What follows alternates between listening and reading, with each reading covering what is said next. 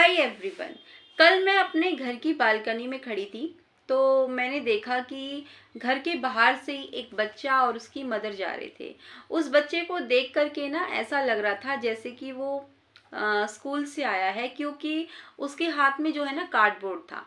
तो मुझे लगा कि वो एग्ज़ाम दे के आ रहा था। तो वो है ना बच्चा बहुत ही मतलब पूरी एनर्जी के साथ, पूरा एक्साइटमेंट के साथ में वो चलता हुआ आ रहा था और उसकी मदर थोड़ी सी पीछे थी। बच्चा आगे आगे चल रहा था और बहुत खुश था।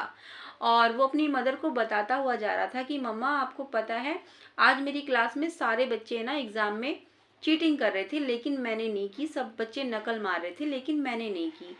तो उसकी मम्मा एक दो कदम पीछे थी, उससे जल्दी से वो एक दो स्टेप आगे लेके और उसके ना सर पे ऐसे करके मारती है।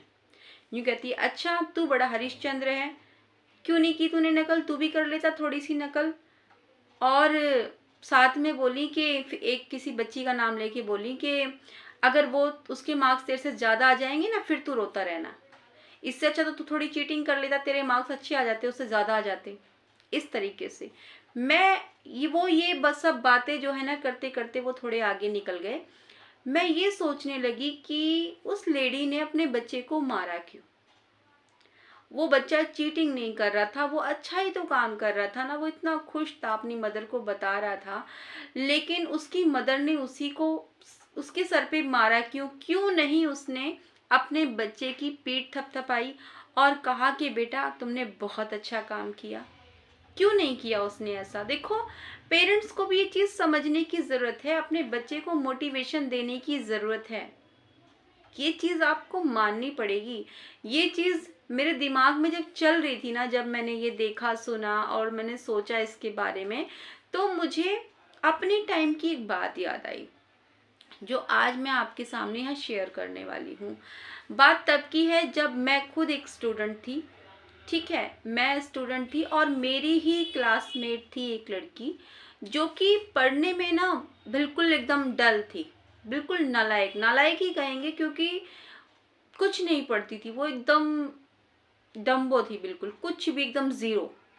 कुछ भी नहीं आता था उसको। टीचर कोई भी होमवर्क देती थी, कुछ भी रिटर्न देती, राइटिंग के लिए देती थी, लिखने के लिए, कुछ याद करने के लिए देती थी, कभी भी कुछ नहीं करती थी वो। मतलब कुछ, कभी उसकी कोई कॉपी कंप्लीट नहीं, कोई कॉपी चेक नहीं उसकी।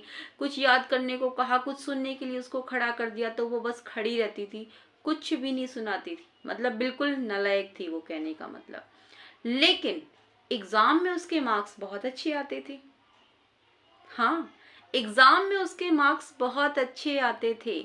और इस चीज़ को लेके क्लास के और भी बच्चे ये सोचते थे कि हम इतनी मेहनत करते हैं, हमारी परफॉर्मेंस इतनी अच्छी होती है, लेकिन मार्क्स इसके अच्छे कैसे आ जाते हैं।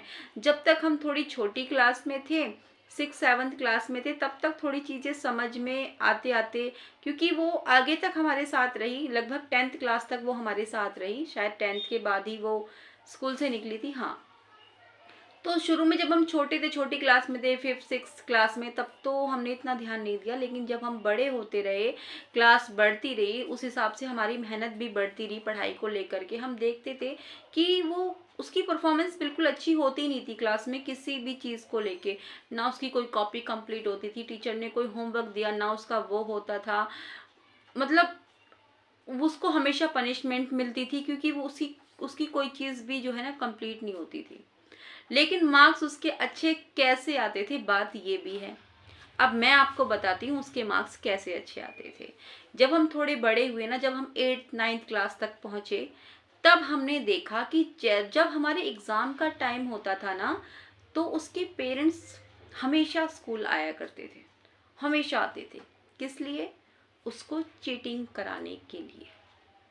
और पेरेंट्स चीटिंग कराने के लिए आते थे और साथ में ही उसके पेरेंट्स जो है ना, एक दो टीचर को भी अपने अंडर में ले लिया करते थे। पता नहीं टीचर कैसे आ जाते थे, देखो ये तो मैं नहीं कहूँगी, लेकिन टीचर उनके अंडर में आ जाते थे।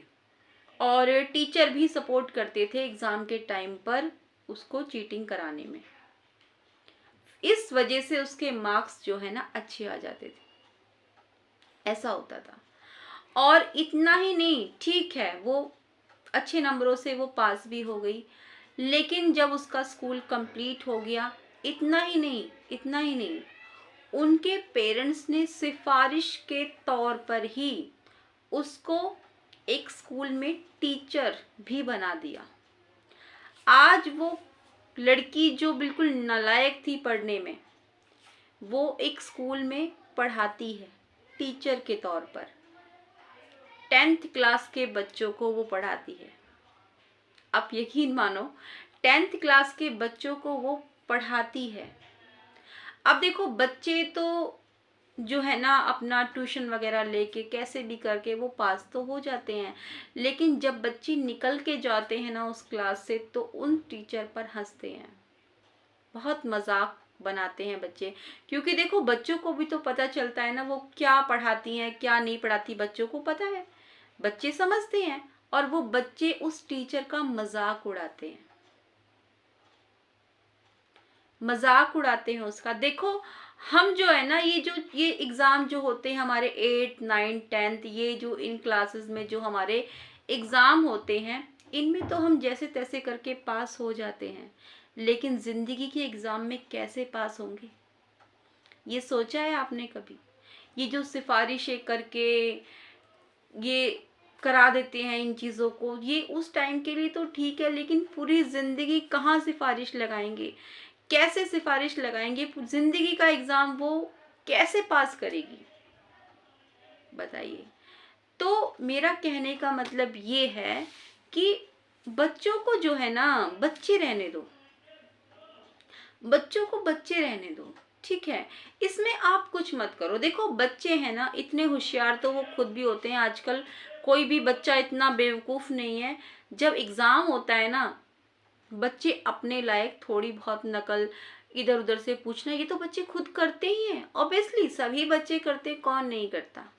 लेकिन फिर भी अगर आपका बच्चा नहीं करता है और वो आपको बता रहा है कि मम्मा मैंने नहीं किया और मुझे ये चीज़ पसंद नहीं है, तो आपको अपने बच्चे को अप्रिशिएट करना चाहिए, करना चाहिए। ये नहीं कि तू नकल कर लेता, तू अच्छे नंबर ले लेगा, तू पास हो जाएगा, तू ऐसे कर लियो, तू वहाँ से सेटिंग कर लियो, तू, बहुत सारी चीज़ें होती हैं। देखो, मैं क्या ही बोलूँ यहाँ पर, बहुत सारी चीज़ें होती हैं, तो ये नहीं होना चाहिए। ज़िंदगी का एग्ज़ाम तो हमें खुद ही देना है, खुद ही लड़ना है, खुद ही उसको फेस करना है, वहाँ कोई सिफारिश नहीं चलती है ना। तो देखो दोस्तों, मेरा कहने का मतलब यही है कि बच्चों को जो है ना बच्चे ही रहने दो, वो अपनी लड़ाई खुद लड़ लेंगे। आप पेरेंट्स से मेरी गुजारिश है, प्लीज़ आप इस चीज़ में ना पड़ा करो, ठीक है।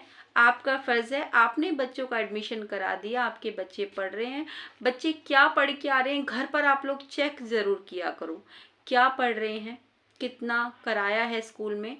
हो सके तो आप उनसे सुना करो, उनका टेस्ट लिया करो, जिससे कि बच्चों के मन में भी थोड़ा सा तो डर रहेगा कि ओ शाम को मम्मा या डैडी मेरे पूछेंगे, मुझसे क्वेश्चन कर सकते हैं, तो वो पढ़ेंगे फिर उस चीज़ को। जो स्कूल में होगा ना तो वो पढ़ेंगे। अगर आप लोग नहीं पूछते हो ना तो वो सोचते हैं अरे कौन पूछेगा, छोड़ो ना, ये हो जाता है, ठीक है। तो देखो, मेरी नज़र से तो मैं यही कहना चाहूँगी। देखो, आपको, आप क्या कहते हो इस बारे में, मैं आपसे पूछना चाहती हूँ, क्या नकल करना अच्छी बात है या नहीं? क्या करना चाहिए हमें इस चीज़ पर? मुझे तो यही लगता है बच्चों को बच्चों पर ही छोड़ देना चाहिए, है ना। अपने बच्चों का हम ध्यान रख सकते हैं, घर पे वो आते हैं पर क्या पढ़ के आए हैं ये पूछ सकते हैं, उनके लिए टेस्ट बना सकते हैं, उनसे हम सरप्राइज टेस्ट ले सकते हैं, बहुत सारी चीज़ें हैं, इस तरीके से हम कर सकते हैं। लेकिन नकल के लिए जो ये पेरेंट्स सपोर्ट करते हैं ना, ये तो गलत चीज़ है ना। और ये दोस्तों बहुत जगह होता है, आप अपने आसपास ज़रूर देखना, ऐसा होता है, आपको मिलेगा कोई ना कोई पेरेंट्स ऐसा ऐसा होता है। आप अपनी राय ज़रूर लिखना, आप क्या कहते हैं इस बारे में, कैसी लगी आपको ये वीडियो। अच्छी लगी तो इसको लाइक ज़रूर करना, ठीक है। और चैनल पर पहली बार आए हैं तो सब्सक्राइब भी कर लेना। फिर से मिलूंगी मैं नई वीडियो के साथ, तब तक के लिए बाय बाय।